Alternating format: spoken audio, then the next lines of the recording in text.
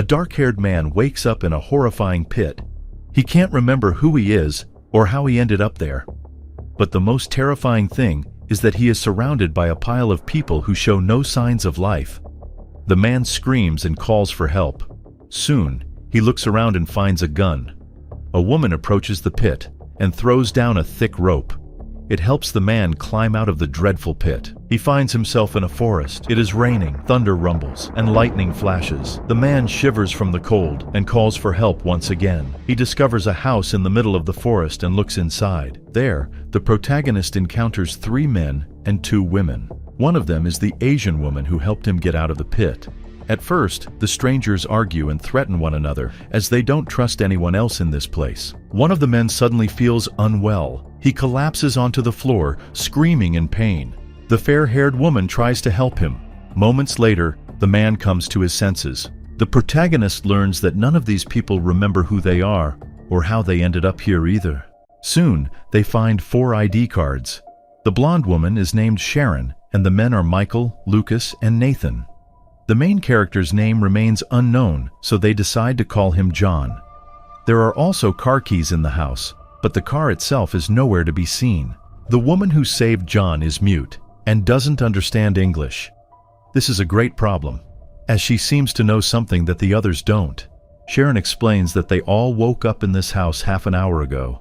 This immediately sparks another argument, since John wasn't with them, which means he's an outsider who can't be trusted. However, John doesn't trust anyone either. The group searches the house. They discover a large supply of food and a refrigerator with a calendar on it. The date marked is April 18th. Using gestures, the mute Asian woman indicates that something very important will happen on this day. They also find an entire arsenal of weapons. Well, it definitely grants them an opportunity to defend themselves from any enemies. Sharon suggests that John take a shower and hands him a bottle of hydrogen peroxide. The man really does need to wash up, since he's spent a long time lying in that horrifying pit. The mute Asian woman runs away from the house. John, Lucas, and Sharon go after her. After all, she might know the way back. The group senses a foul smell and discovers a man tied to a tree. He shows no signs of life. Unfortunately, he is not alone.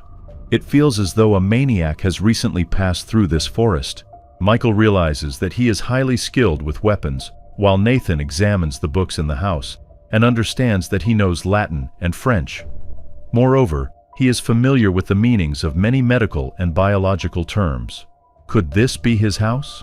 Meanwhile, John, Lucas, and Sharon continue exploring the dark, mysterious forest. They find a shed and look inside. There, the mute Asian woman is feeding a bound woman who looks unhealthy. She recognizes John and accuses him of taking advantage of her. Moments later, the woman suddenly attacks John. He knocks the crazed stranger unconscious. They notice a camera inside the hut. Apparently, someone is watching them. The characters return to the house. Nathan says a few phrases to John in Italian and in Latin. John understands him perfectly.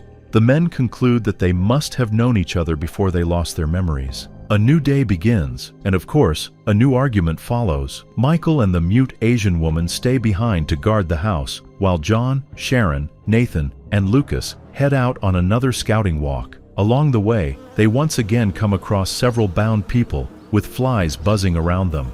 Michael tries to remember something about his past. He feels that there is some kind of connection between him and the mute Asian woman. A scream echoes from the forest, and Michael tells her to hide inside the house while he grabs a weapon and runs toward the sound. Someone is desperately calling for help. Michael finds an injured man tied with barbed wire and tries to free him. At that moment, the man lunges at Michael. John, Sharon, Nathan, and Lucas come out onto a narrow forest road. Soon, they find 2 cars nearby, concealed beneath branches. Both vehicles are operational, and there is even some fuel left in their tanks. The group finds a photograph showing everyone except John. Lucas concludes that John is an outsider and is hiding something from them. The protagonist responds that he might be the one who took the picture. They decide to return to the house to figure out what to do next. The mute Asian woman gets on the road before them. Soon after, she brings all the characters to the deranged, tied-up man. Michael is lying at his feet. Sadly, he is too seriously wounded to be saved. The mute Asian woman weeps in grief. It seems that she and Michael were in love. John and Sharon start one of the found cars and drive down the road, trying to find a way out of this strange and terrifying place. They notice an abandoned building and decide to explore it. There is a child hiding inside. The boy calls the main character by his real name, Jonah. For some reason, he is clearly terrified of the man. Jonah tries to break into the child's shelter, but Sharon begs him to leave the boy alone. At that moment, Jonah suddenly realizes that he loves this woman. Lucas experiences his first flashbacks. The man feels that he knows the Asian woman well. On top of that, he is constantly suffering from headaches. The mute Asian woman wants to show Nathan something and leads him into the forest. It turns out that the bound woman she had been feeding has escaped from the hut. Nathan and the Asian woman make their way to a small lake. Nathan desperately tries to remember who he is. Soon, he discovers another cabin and finds a pair of glasses on the ground. Nathan puts them on and realizes that they are his glasses. A sound of crying comes from the cabin. Nathan looks inside and sees a woman with a child there. They are locked in a cage. Nathan knows that her name is Helen. Sadly, neither the mother nor the daughter appears to be in good health. The woman soon lunges at Nathan and he flees the cabin. The problem is that many people resembling zombies show up in the forest. The Asian woman returns to Lucas. His condition keeps getting worse and worse. Frightened, the woman hides from him in the attic, as he is behaving far too erratically. Lucas discovers a large cellar in the yard and goes down into it. Inside, he finds numerous surgical instruments and realizes that it's actually not a cellar, but a laboratory. There is also footage showing Jonah conducting medical experiments on Lucas and other people. Jonah explains that he has discovered a vaccine that prevents the spread of a dangerous infection but causes side effects in patients, such as temporary amnesia. Jonah and Sharon head back. Suddenly, a massive tree falls across the road, blocking their way. The characters see a group of men chopping down trees. Noticing Jonah and Sharon, the men immediately attack them. There's no choice but to run back to the car as fast as they can to escape the crazed lumberjacks. Strangely enough, the men with axes stop at a certain point, as if they can't go any farther. The reason is that two zombies are hanging from a tree, and the lumberjacks clearly dislike their smell. Jonah and Sharon manage to make it back safely and encounter Lucas. He grabs a shotgun and tells Sharon that Jonah had been conducting horrific experiments on people. The woman watches the camera footage and realizes that it is true. Lucas knocks Jonah out, ties his hands, and drags him back to that horrific pit. There, the protagonist is tormented by terrifying flashbacks. Was he really such a terrible person? Lucas returns to the house and demands that Sharon hand over the car keys. Another unexplained fit of rage overtakes him, and he attacks both the mute Asian woman and Sharon. The Asian woman manages to escape, but Lucas catches up with her, knocks her to the ground, and tries to kiss her. Sharon shows up holding a shotgun and drives Lucas away. The man flees the house. Jonah spends several hours sitting in that horrifying pit. Fortunately, the mute Asian woman rescues him once again. The protagonist wants to return to the boy who recognized him. However, the shelter in the abandoned building is already empty. The kid has left. Instead, Jonah finds a box that seems familiar to him. He tries to understand what is supposed to happen on April 18th. The man finds a map. It seems he didn't come to this place by accident. He was supposed to meet someone here. Soon, Jonah notices a woman who looks like a zombie. She grabs the keys to his car and swallows them. Now he is forced to retrieve them directly from her body. Jonah drives on and encounters a group of 4 people along the way. Among them is the very boy he's been searching for. The strangers claim that he made them suffer and demand that Jonah leave them alone before driving away in another car.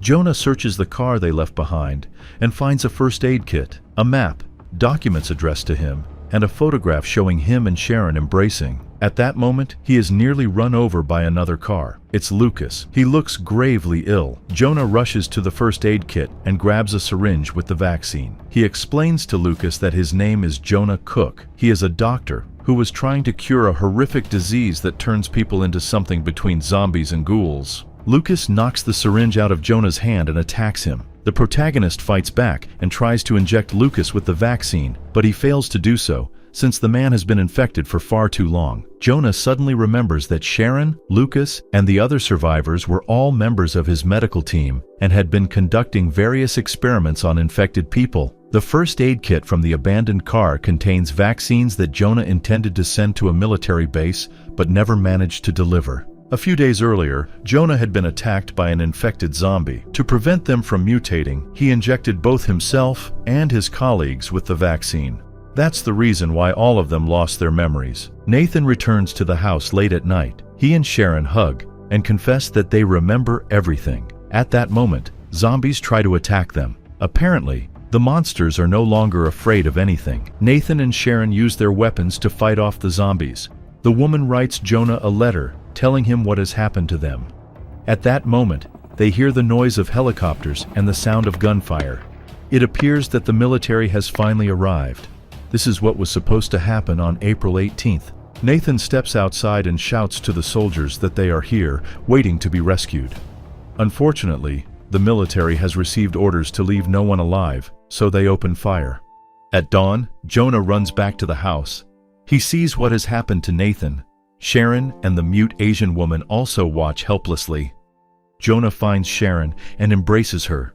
Meanwhile, the Asian woman hides from the cleanup squad. Jonah and Sharon try to escape, but a zombie lunges at the woman and wounds her. Jonah drags his beloved to that same horrifying pit, hoping to hide there from both the monsters and the soldiers. Unfortunately, Sharon's wound is too severe, and Jonah is unable to save her. All he can do is inject both himself and Sharon with the vaccine against the virus. In the final moments of her life, the woman hands Jonah her letter. Soon, they both close their eyes. The military completes its mission, clears the area, and returns to the base. Sometime later, Jonah opens his eyes. We find out what Sharon wrote in her letter. She explained that they were husband and wife and worked together as doctors. When the epidemic began, they both contributed to the development of the vaccine against the virus. The mute Asian woman appears near the pit and once again helps Jonah get out. It turns out that she is the key to survival, as she is the only person immune to the new virus. Sadly, Jonah has lost his memory once again and doesn't read the letter Sharon wrote to him. He leaves together with the mute Asian woman